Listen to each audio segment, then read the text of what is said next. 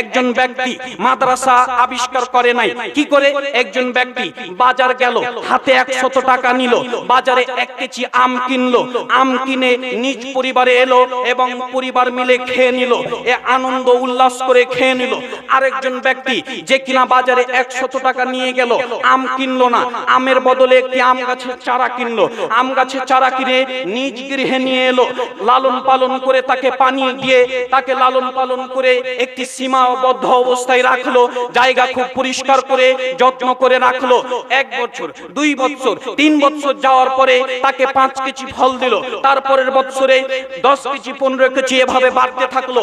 আমরা প্রায় মানুষের মধ্যে রয়েছে, প্রথম গাছের ফল আমরা আত্মীয় স্বজনকে দিই।